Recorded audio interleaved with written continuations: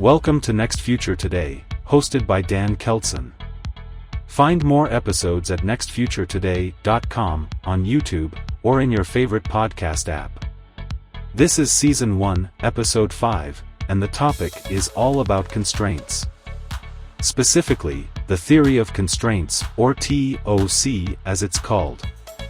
You may have run across one of the first big best-selling business novels, The Goal, which is a wonderfully easy-to-understand romp through theory of constraints. Or more recently, with a decidedly enterprise development twist into DevOps, The Phoenix Project, which is a similarly awesome book that extends TOC out of physical manufacturing, into bits and bytes. For this episode, if you are interested in smarter change management, a way to look at processes and opportunities by hunting down constraints and, often, eradicating constraints that may have been blocking you or your organization for years, maybe even decades, then we have a treat for you. Today's guest is Lisa Scheinkopf, founder of Jenrada.com. Lisa founded Jenrada in 2019 after 14 years as a partner at Goldratt Consulting, where she led the company's consulting practice in North America and India and headed the Goldratt School. Lisa worked directly with Dr. Eliyahu Goldratt, the originator of theory of constraints, on the development of the TOC thinking process. She authored Thinking for a Change, Putting the TOC Thinking Process to Use, which was personally endorsed by Dr. Goldratt. She has worked with hundreds of leaders, changemakers, and companies around the world to radically increase performance by creating an environment of innovation, inspiration, and harmony. Lisa offers programs and coaching to help leaders and teams ask better questions, develop better solutions, and focus with clarity to achieve meaningful, impactful and sustainable results. Find out more about Lisa's work at jenrada.com. And get to know her through LinkedIn at linkedin.com/in/Lisa Scheinkopf. Let's dive on into it.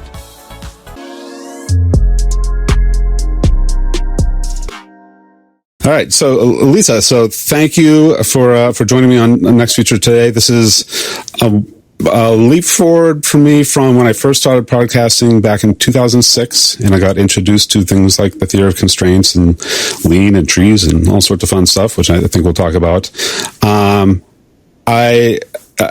think what I'm trying to do with Next Future Today is give people hope and expose people to the kinds of things that I happen to stumble upon because I'm a very curious person, and they might not have time or have an inclination to run into. So as I find people that have either expertise in topics that are common but not deep, like marketing, I want to talk to great marketers because great marketers can get great things to happen. For your specialty in the theory of constraints and Thinking for a Change, which is the title of your book, I really want to expose topics like that to people that have probably not heard of them unless they come from a manufacturing background, and see if we can sort of broaden it from there so we can, as your book says, try thinking for a change. You don't say it quite as annoyingly as maybe I do, but, give people tools to think, which I think is, that's what I'm hoping to get for myself, for the audience, for my kids, so we can create a better world. So that's kind of the overarching theme. So welcome, and I'm looking forward to picking your brain. Thank you. I'm glad to be here. So so we talked about this a little bit before we were recording, but I actually found you because I saw a video of Flying Logic, which is a visualization tool that's beautiful. It's gorgeous. I did reach out to Wolf McNally, and he's on my list to talk to. He created the software, for those who don't know. It's gorgeous software. It's like I've done a lot of workflow and process work from a white collar standpoint. Most of those tools are horrifically bad. The diagrams they produce are terrible. They're not actionable. It's just a representation that doesn't turn into anything. Like if you're processing documents, for example, you still have to recreate all that in some other tool. But his system is just unbelievably gorgeous. It's funny that it's such a potentially mind-blowing tool once you start playing with it and you see the ramifications of the changes that you're making. but that he can present it so beautifully. That's the kind of thing that I'm trying to expose to people, that, look, there's a way better way to do this. So that's how I found out about you. And that video that I saw included some commentary by Jack Vinson, who I know we both know. I've known him from a long time from the knowledge management world. We talked lean and theory of constraints and Kanban and all sorts of stuff. And it's actually been a couple years since I last talked to him, which is crazy. He lives about 20 miles from me.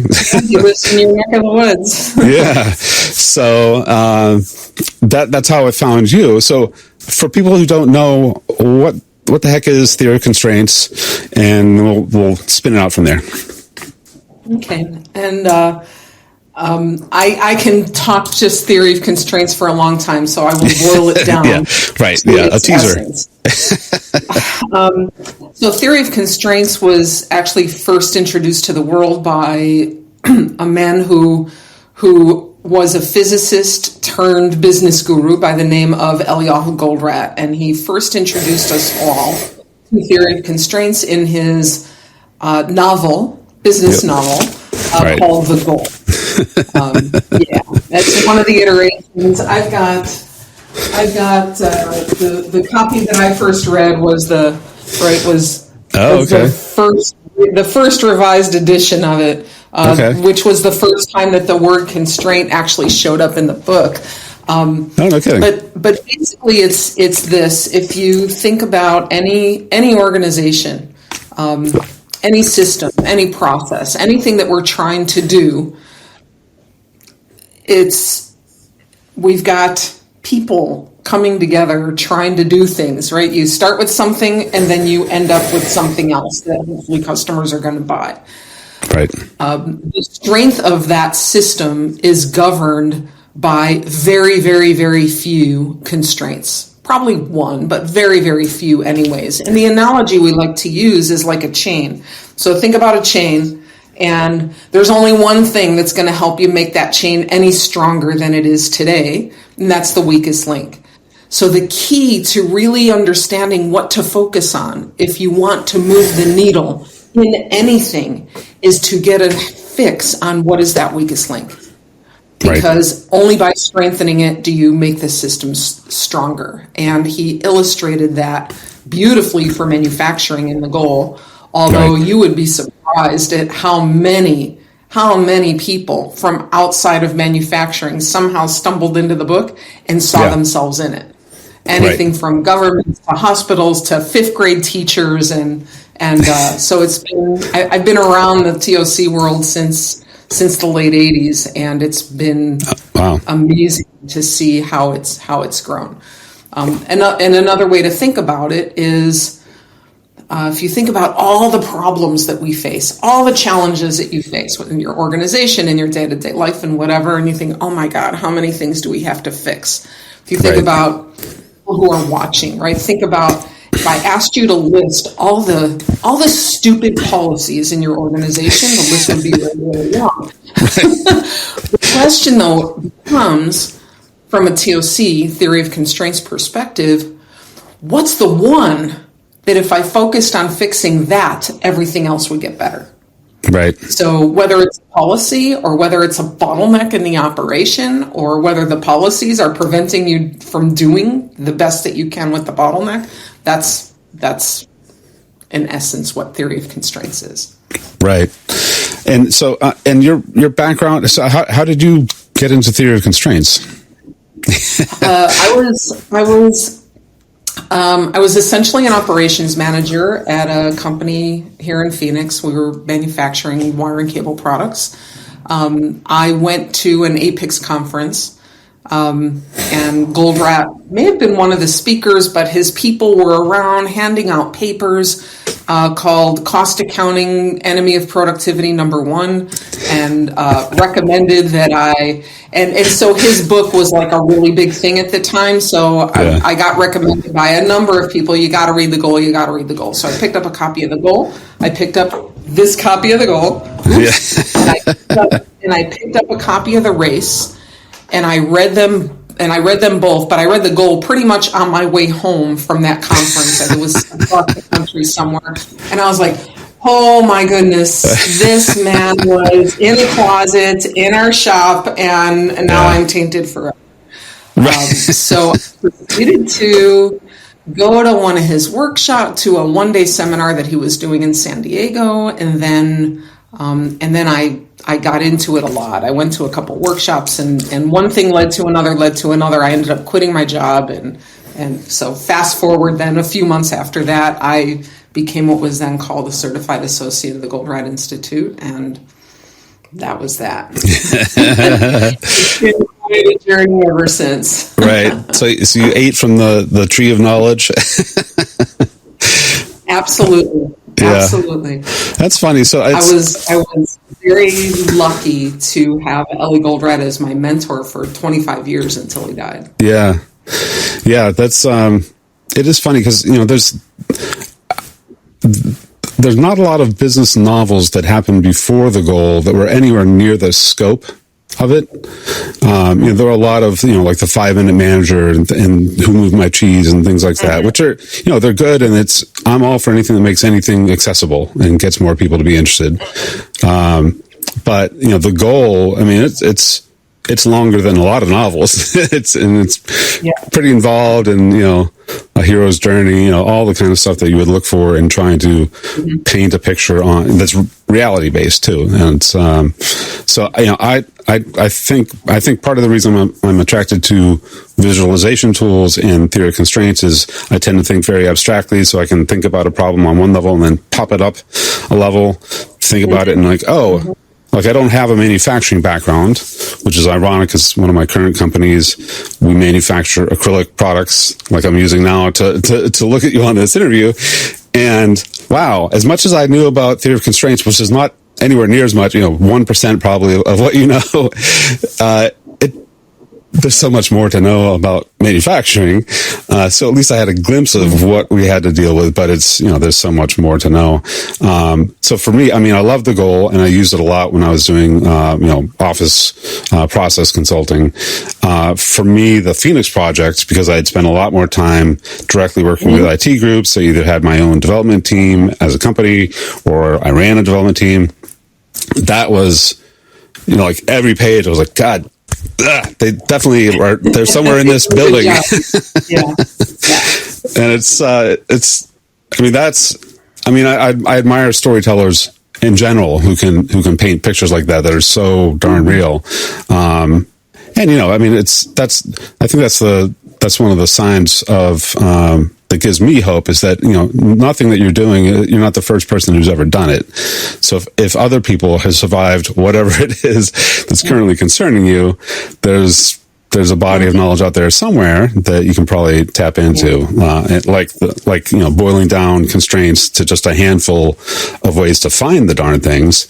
That seems that's really powerful. So let's talk about constraints then, because I think I'm fascinated about words. So I actually studied songwriting, which for me was lyric writing. My stepmother's an English teacher. Our house was filled with all sorts of books. My father was a chemistry professor.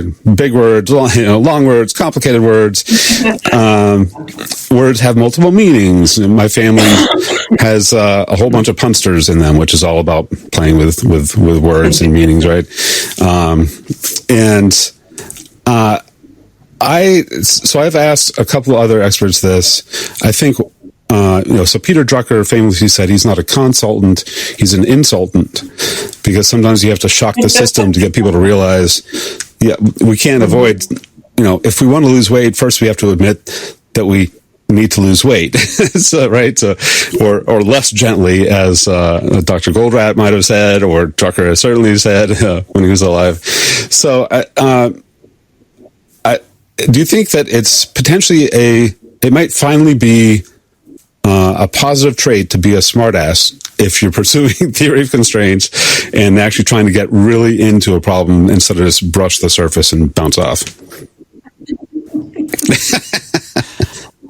Well, smartass or not, I think the real thing is honesty. Okay. So if you feel like you need to jolt the system, then sometimes being a smartass is helpful. but the real key is to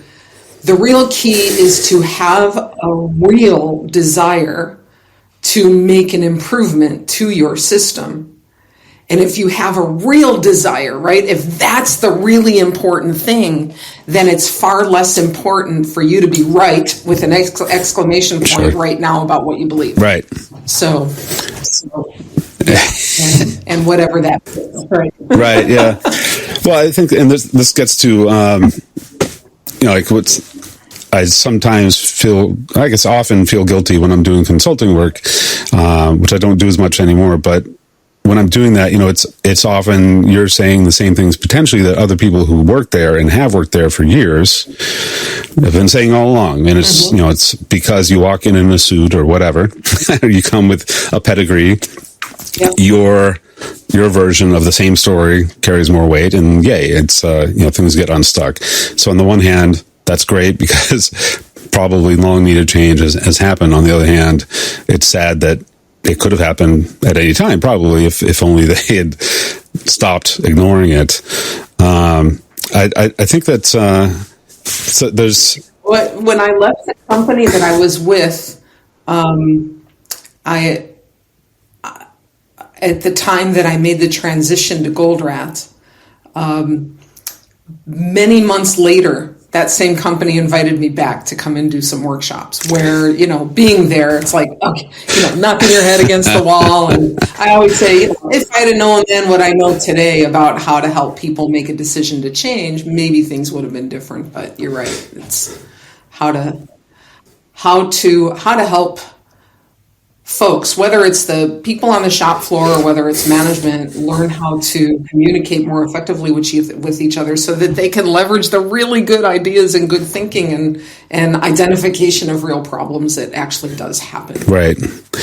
Yeah. Well, I haven't had that happen, but that's interesting. You start there as an employee, come back later, and suddenly maybe even the same things you said previously actually find a home. Huh. Okay. You talk in the I didn't show your book, but Thinking for a Change, which came out in 1999. Is that right? Yeah. Wow. 22 years. And the goal, this copy that I have was at least 1992. And still so many people don't seem to... Yeah, the goal's still going strong. They actually recently, not so recently, in the last 8 years or so, came out with a graphic novel version of the goal. I don't know if you've seen that. Yeah, I have it on my iPad. I was going to bring that down too, and then I realized, showing an iPad is not all that fun. Yeah, and that's actually early on when I was when I first started doing podcasts, I interviewed Dan Pink about the Adventures of Johnny Bunko was a graphic novel or manga style book that he put together that was really clever, had great material in it. It was like a graphically illustrated novel, Japanese style, and it was when I was talking to him, I was like, it must have been intense it's hard enough to write the words, but then to work with an artist to create a book length comic about the same thing is got to be intense. And it was so well done, but as of his, I don't know, 8 or 9 books, I want to say at this point, it by far was the least successful commercially because it was such a divergence from everything. The concepts were the same, but the delivery was so, I guess, shocking to the system that people were not into it, which is really interesting compared to, the goal as a graphic novel and other, in the Phoenix Project and other things that have gone much more deeply into story. It's interesting how I think maybe because we're all becoming more aware of how powerful story is that it's becoming more common to see that as an acceptable form. Maybe it's the rise of audiobooks. I don't know. But so let's tie this to visualization then. So if constraints are an issue, it's funny to me because so I studied music formerly, but I ended up doing a lot of much more abstract things. So I stumbled into systems thinking, right? And lean and theory of constraints and all that kind of stuff.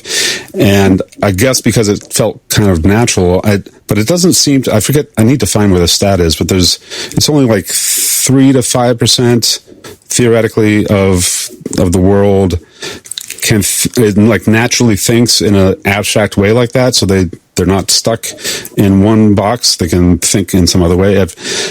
How do you, is that the role of the consultant in theory of constraints to point that out or to do the abstract thinking? Is there some way that you've guided people through that? That's a good question, and my answer is going to be probably a very typical consultant's answer, even though I don't consider myself a consultant anymore, and I'm going to say that depends.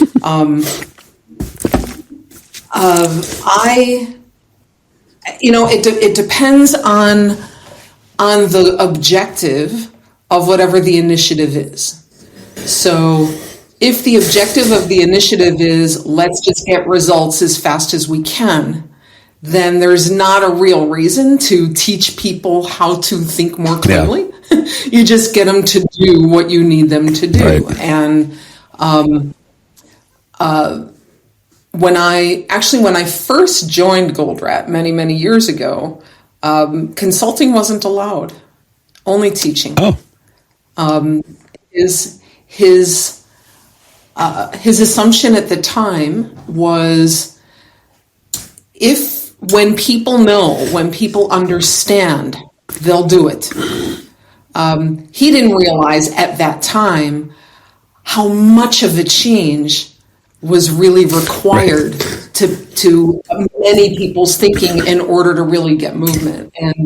And so I ended up getting quite frustrated over some time because I found myself doing a great job with their workshops, and people learned, but the learning turned into frustration as they weren't able to make it happen.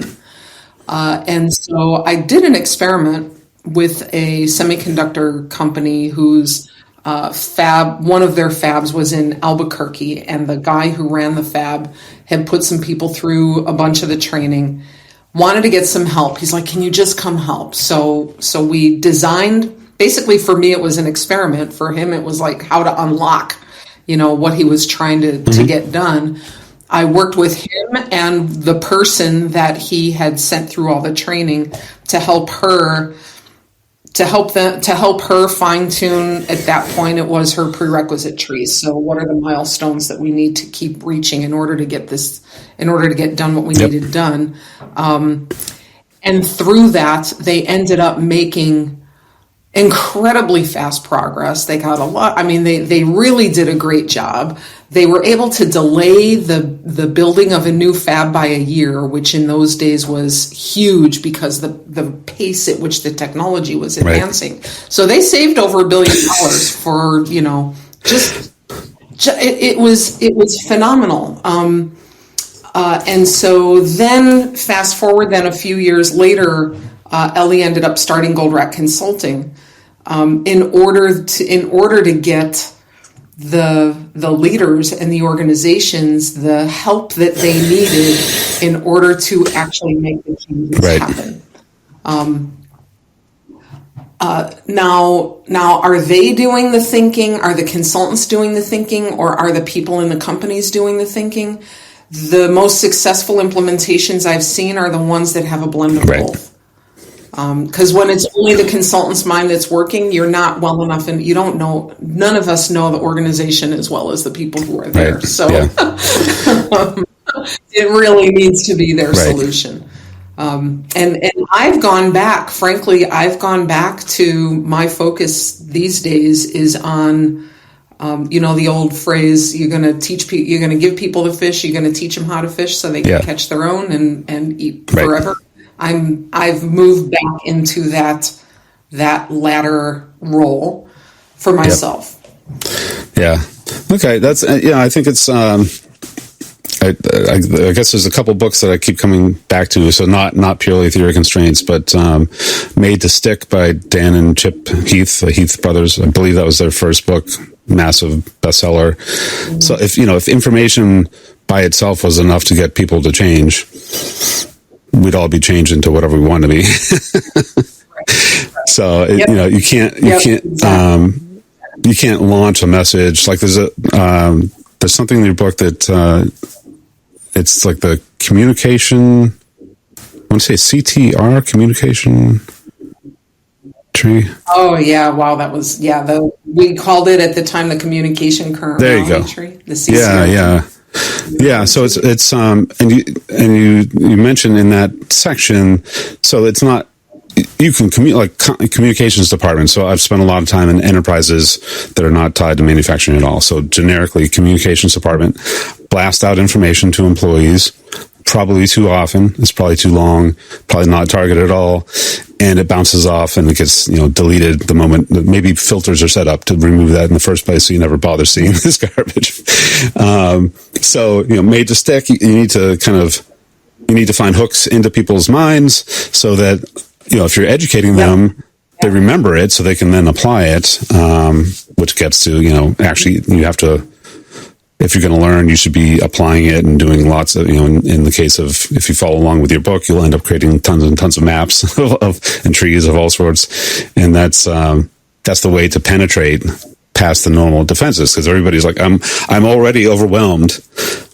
Give me some reason to not be overwhelmed and not dismiss what you're trying. It could be the best thing in the world. We might be able to save $1 billion, but I just can't handle it. Overwhelmed because we get overwhelmed. So you're bringing up 2 points for me. We get overwhelmed because we don't know what to focus on. So we've got so many balls in the air that we're trying to focus on everything and then nothing gets done. So I think if we spend a little bit more time figuring out what's the one thing to focus on and then say no to everything else, we can help ourselves in the overwhelmed department. Other thing about helping people learn this stuff is that back to your question about language, is what is the it to teach? Right. And so, you can go through my book and you can become a master at any one of those different trees and tools and all of that. But the real thing is what's underneath it. It ultimately boils down to, how do I check and see if my assumptions are valid or not? Because if they're invalid and I'm basing what I'm doing on invalid assumptions, I'm going to waste my time, and I don't want to waste my time. And so the constructs help us visualize so that we can start to get underneath, right? More important, well, at least as important as any of those boxes are the arrows and what's unsaid in the arrows, right? The arrows meaning those are the containers for the assumptions. And it's by bringing those out and gaining clarity on what is it are we assuming. Right. Is that assumption valid or not? And then if it is, we have one way to move forward. If it isn't, we better figure out what's more valid so that we can be in a better direction. That's really underneath it. And what we say and how we say it and how we teach it need to be aligned with how people are going to learn and digest and not just use the words that we used back in the early 90s when we were all still figuring it out. So okay, that's so awesome. So to map out our conversation, I'm using Miro as a mind map tool. I haven't looked to see if they have anything that's constraint related, probably because they have quite a library. But yeah, thankfully the tools have gotten a lot better, which makes it much easier, and like cloud based. So then if you can't go on site because of COVID, then you can still remotely, whether you're an employee or a consultant or whatever, you can all get together and see a map and piece it together or rip it apart or both, I suppose. So assumptions are fun to me. So similar for trees or TRIZ, depending on how you want to pronounce it, which is the theory of inventive problem solving. like 70 plus years. It's about as old as Lean, apparently. So you're looking for, in that case, you're typically looking for contradictions. Like, you want to be, from the manufacturing standpoint, you need to reduce the cost, or you believe you need to reduce the cost of producing a can of Coke, for example. So you could do all sorts of things, like you have to make, but you still need to make sure that the can is rigid enough that when you stack them up on pallets that are 20 feet tall, that the cans aren't crushed at the bottom, right? So how do you have a strong can that's also light and is inexpensive to produce? That's an apparent contradiction, right? And there's literally millions of contradictions that you can look up. So the challenge there is, so where we've made an assumption in that apparent contradiction that we need more metal or a different metal or whatever it happens to be. How do you? So I think there's some extremely technical and potentially complicated tools in the TOC toolkit. One thing, and I wish I could remember who told me this. I was on a panel. There's a bunch of CTOs. There was a CTO of he worked at like a group share private jet company. I don't remember what the name of the company was, but he was one of these turnaround CTOs. And when he would go into an organization, he would just walk around and say, "Show me where your Dilbert comics are. Show me where your the posters that are not the inspirational posters." I'm forgetting the word, but you know what I'm talking about. We all die together instead of we're all, find those things. And those are a good, I know we're all laughing about them, but you're laughing and crying at the same time because you're actually, yeah, no, but when I used to visit companies, the more Dilbert cartoons that are on the walls, the more unhealthy you knew the company was. Right? Yeah. So did you use that was that like a one layer of information that you would use when you'd go in to help people? Like, why do I see 100 copies of this one Dilbert cartoon? What's going on here? Mm-hmm. Yeah. Okay. Sure. You were talking about the tree's approach to contradictions. In theory of constraints, we have the tool, you'll hear it called any number of things. I still honor what Ellie Goldratt called it, which is the evaporating cloud. But you make a conflict cloud, you make a whatever you call it, but that's that 5-box tool.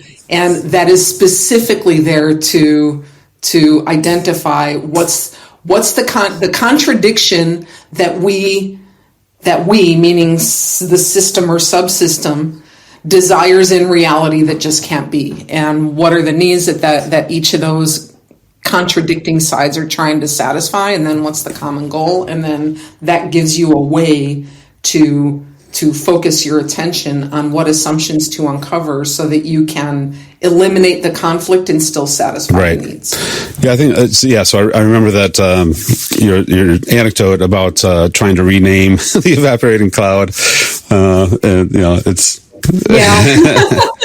yeah, that was my honest Goldratt in that book. One of several. Yeah, no, but I think that's what makes it come alive because for example, most of us are not taught and don't necessarily have a built-in nature of thriving under a potential conflict, or even talking about it, let alone talking deeply about it and then doing something about it. Well, we argue over it, right?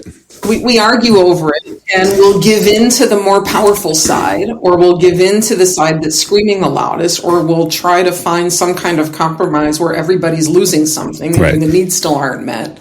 I think it's interesting to.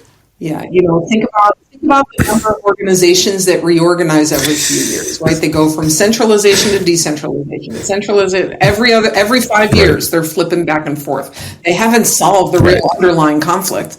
They just keep flipping back and forth. Well, because to the title of your book, Thinking for a Change, maybe instead of just thinking, we should do the exact opposite of what we did before, but we've done it over and over again, maybe we should just stop for a second and maybe address some things. So that's funny. I wonder if there's any sort of tie between like there are more negotiation classes than have ever existed. There's been some huge bestsellers by Christopher Voss and Never Split the Difference and the Harvard Negotiation Part, all those kinds of things. I wonder if that's, so I started buying some, for the first time in probably 10 years, I bought a DVD on The Great Debate, which is a famous documentary about a debate team from the 80s, 90s.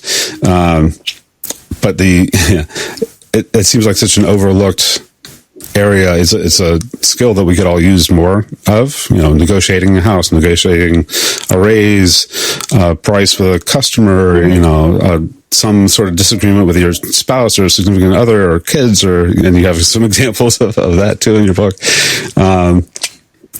Yeah. It's my youngest daughter ended up going many, many years later to what was called the Odyssey program, and when she got in there, people are asking her, "Oh, you're Rachel, you're the one from the book." And she's like, "Oh God." Yeah, that's a good point. So my next book, I didn't do that in my first book. I will try to avoid doing that in my next book. It was fun. She was fun. There are worse things. So, so I'm going to dive into constraints and assumptions again. So,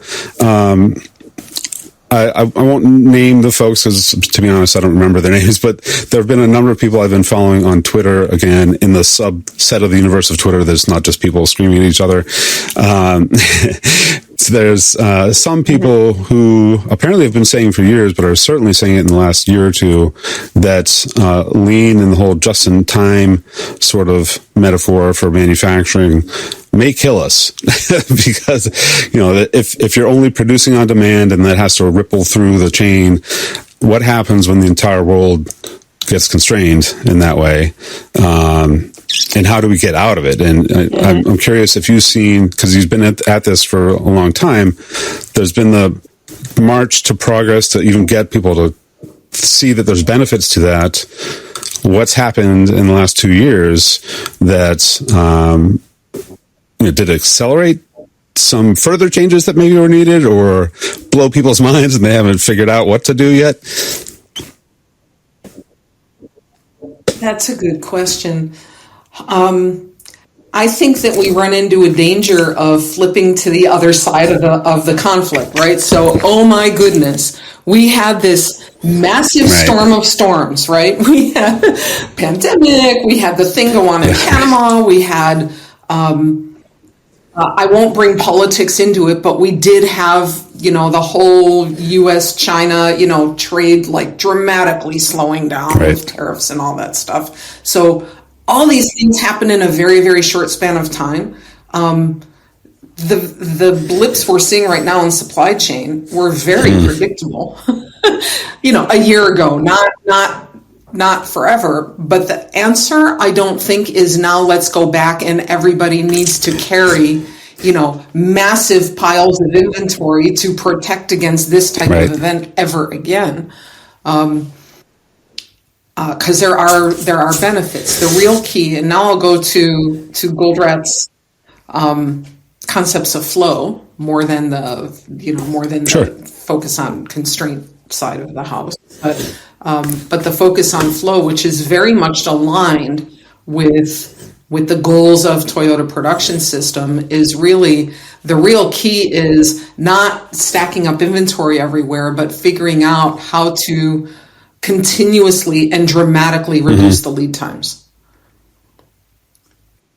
Right? Reduce the lead times, increase the flexibility, stop with the massive batches. It's not about unit cost. It's about volume and flow.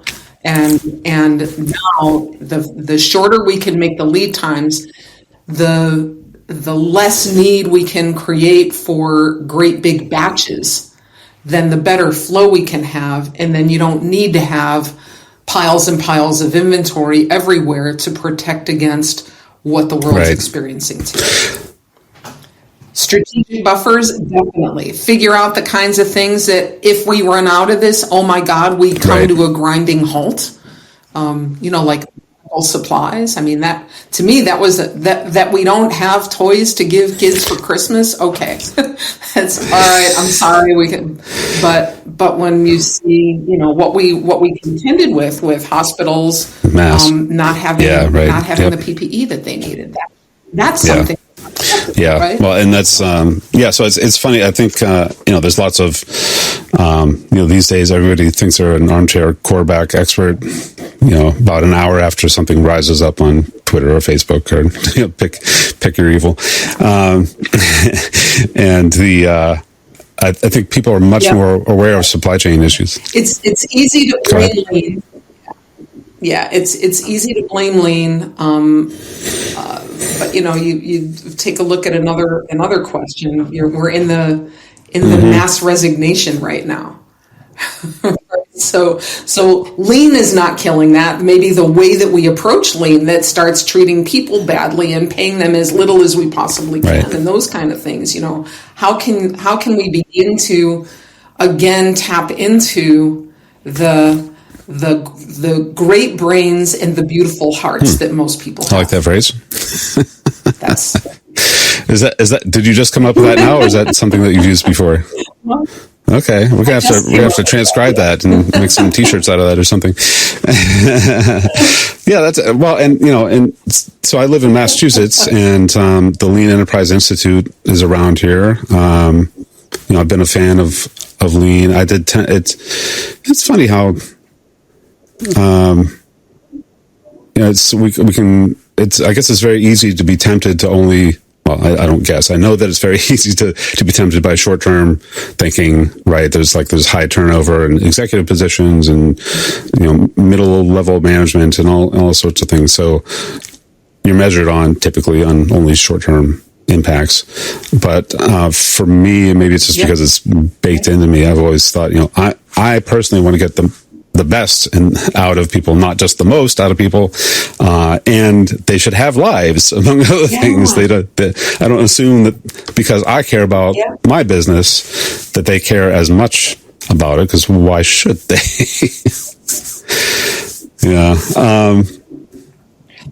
Well, and if you have to ask the question, why should my people care about the success of my business, then you haven't clearly defined a good enough purpose for your business. You want a business that your people care about making successful. Yeah, right. But maybe they don't have to live under their desk.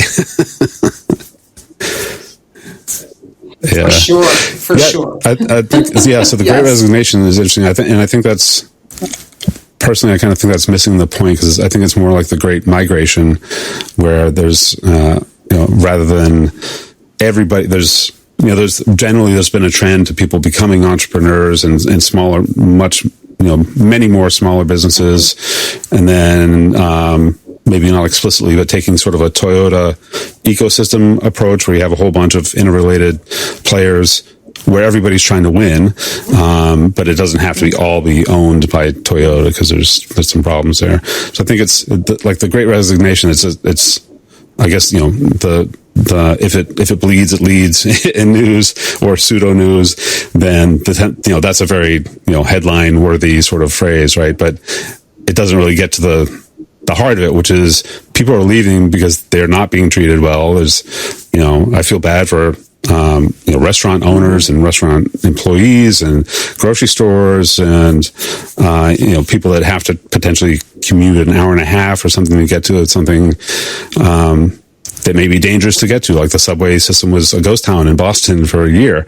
I had no need to go on it, but, if I did, would I want to? And I have choices that other people don't necessarily have, right? So it's, I think it's a way to gloss over a problem, which is, look, work has changed, and we need to acknowledge that fact. It's the assumption is that manufacturing, that whole 20th century thought process that started with Henry Ford and that sort of era, has that passed its useful life, and maybe we don't have to have massive, hugely expensive offices that are nowhere near where the people actually live and can conveniently get to. Do you know of anybody that's actually been doing any sort of assumption explicit assumption mapping or constraint mapping of the Great Resignation or whatever we want to actually call it? I don't. Yeah, but it would be interesting to see, wouldn't it? I'm gonna have to go hunting on that one. Or just do it and start a crowd share version and get people involved. Yeah, I'll have to think about that. That's. It seems like maybe that would help us to crack it a little bit instead of just, it's so big that there's massive resignation and we can't do anything about it. We're all going to die. Yeah, and that's so one of the things that's come through in TOC in Goldratt's later years. I'll say through Goldratt, there's big debates going on in what you would refer to as the TOC community on what do you include as calling it TOC and what's just other stuff that came from Goldratt. And we don't need to get into that discussion today. But Goldratt talked about he called it the pillars, and it was really the 4 fundamental assumptions that he operated his life by. And if you ever read the book, The Choice, that he wrote with his daughter Efrat, it was a series of dialogues between the two of them, and she ended up creating sort of a mind map at the end that really looked at, all right, this is the essence of everything this book was about. And he talks about what are the obstacles that we humans have that tend to get in our way of thinking clearly. And for him, what he called thinking clearly was the key to have a much more meaningful and fulfilling life. And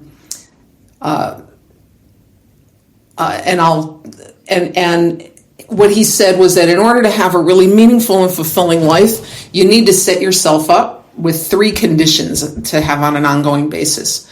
One of them was to be able to have enough. The first one was to have the resilience, right? To not let your failures stop you. So to not get so down with your failures that you're miserable that you think I can never do it again, but actually how do you learn from your failures so that you can learn what was different and move forward again. The second was to have many opportunities. So, and if you think about how those go together, right? If I fail at one thing, I won't hang on to that if I've got many more opportunities at my disposal. And it doesn't necessarily mean that you've got a whole long list of opportunities. A lot of that is about mindset. What do I learn from the failure is another opportunity, being open and keeping your eyes open and looking around. And the other thing is having a big enough goal that you're always stretching. And then the third piece was the ability to collaborate with other people.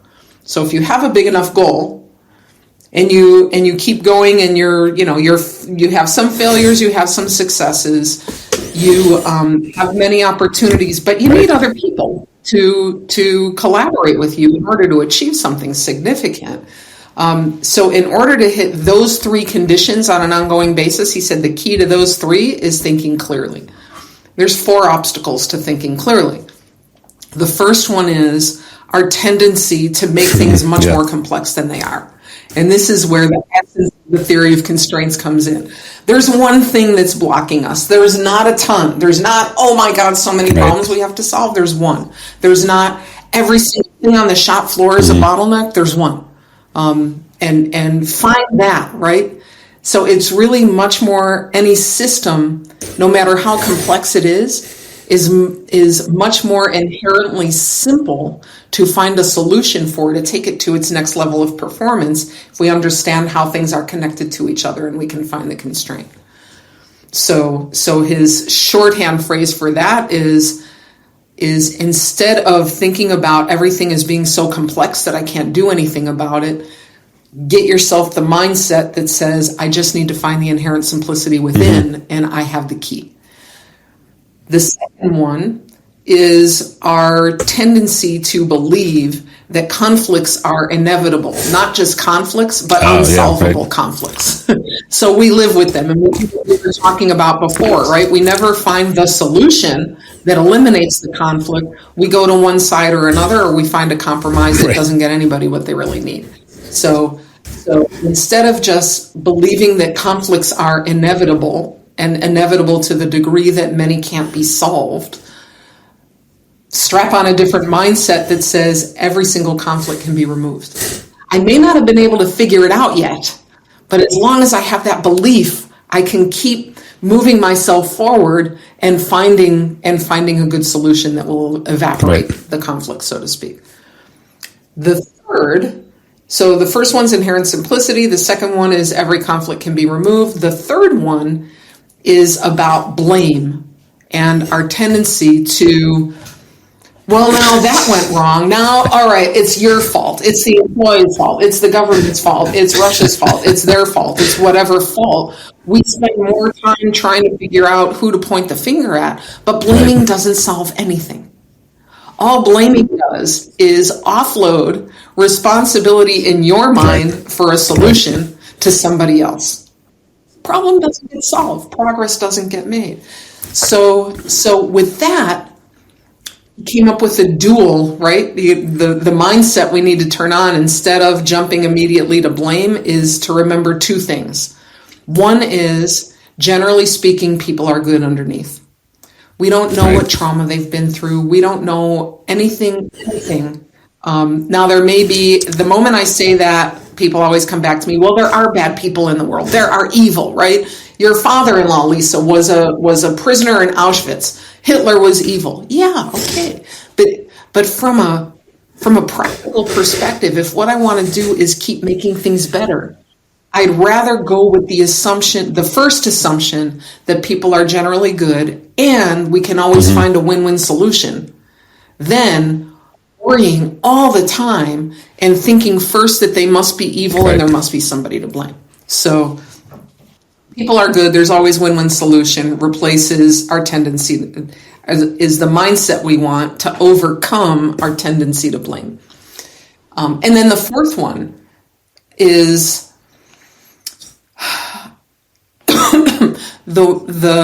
our tendency to think that we've reached the limit of improvement for any given system. And we reach that limit when we believe we know so much that there's nothing more to improve, right? I know because, and so excuse me. Sorry. Yep. Let me take a sip of water.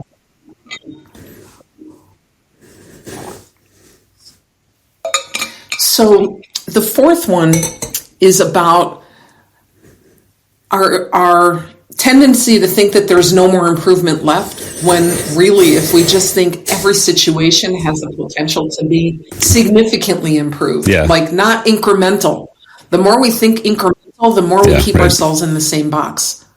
But when we think, no, what's the next step change? If we make the next step change, it means I got to learn a lot more. No matter how much, for instance, I've been in theory of constraints now for more than 30 years. And so I'm an expert. But there's still so much more to learn, right? There's more depth, there's more breadth in any subject to be able to take it to the next level. So those four things, and you got me on that because using those four assumptions becomes very practical and pragmatic for now. I really want to improve a system, right? Because my goal commands me to, the system's goal commands me to. How do I look at it so I can actually help it make progress? If I remember those four pillars, I have a much better ability to be honest about it, to find the inherent simplicity, to help me get my own ego out of the way, and to really make a difference. Wow, that's a great way to end the conversation. I like that, and I did not read what the choice. Is that what we said?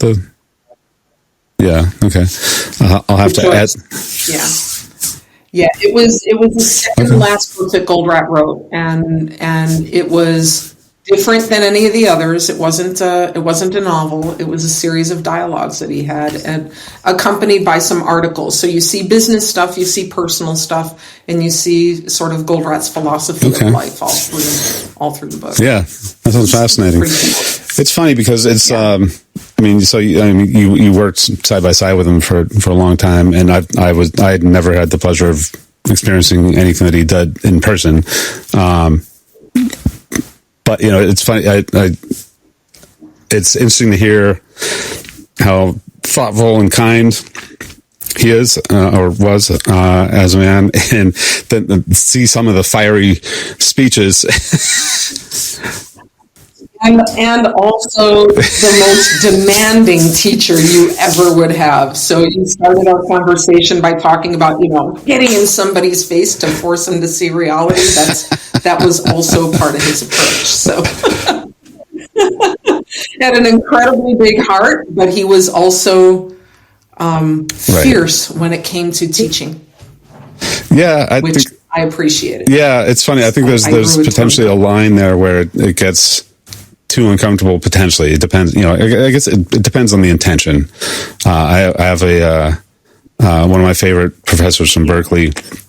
Most people tried to avoid, and I actually tried to test out of his classes because the rumors were that he was just such a nightmare to work with, and so I went to talk to him to say, hey, I'd like to test. I think I know this material, so I'd like to test out the classes. And he said, no, I don't have tests that you can test out of. So, no, that's not going to happen. And it turns out, 30 years later after graduation, I'm still friends with him. It was the best, the year and a half or so that I had classes with him were the most exciting classes that I ever experienced. And it was because he actually did expect you to think and figure things out on your own. And it was not all spoon fed. And that was apparently scary to a lot of people, which is funny because in a music college, you would think that, you don't get there unless you've already put a lot of, hard work into becoming a good musician. And why would anything else related to becoming a better musician be easy? That's why you're practicing. You have to practice regularly, otherwise you lose those muscles and those skills. So it's funny that he had a very different attitude than most of the teachers in the entire college, let alone in that department. And it was fascinating to see how that played out, because once I got past the, oh my God, everybody says I'm going to die if I take classes with this guy, it was fantastic, and it set me on a whole bunch of different things. So it's sometimes those teachers, as long as they have the right intention, and almost all of my family, my dad was a teacher, my mother was a teacher, my stepmother was a teacher, with the right intention, whether it comes off as harsh or not. At some point you can't learn unless sometimes if you're not willing to confront something, then maybe that's what your Jonah or your whoever your guide is, Yoda, pick an avatar. Yeah. Okay. That's fascinating. Yeah. Yeah. That's where that fourth pillar comes from, right? That never say no. Yeah. Okay. So I want to be respectful of your time. I created this massive mind map. There's a ton that we could talk about. There's all sorts of stuff that you've gone through and uncovered and worked on since the book, and which is the only glimpse I have into your work at the moment, anyhow. So the mission of Next Future Today is to help people get started on creating that next future today, instead of putting it off and saying whatever. So, for example, I had meant to start this podcast a year and a half ago, and then I started 2 companies, and it turns out that it's hard to create a regular podcast series if you're busy trying to create 2 companies from scratch during a global pandemic. So, but we could justify whatever we like at any time. We're very good at that as humans. So, if we were going to You made a decision. Exactly. First, I'm not Catholic, but I have latent Catholic guilt capabilities. I can whip myself all day long. If we were going to give some advice, if you're going to give some advice on anything in your realm of expertise, what's the one thing that they should focus on to make their next features start happening today?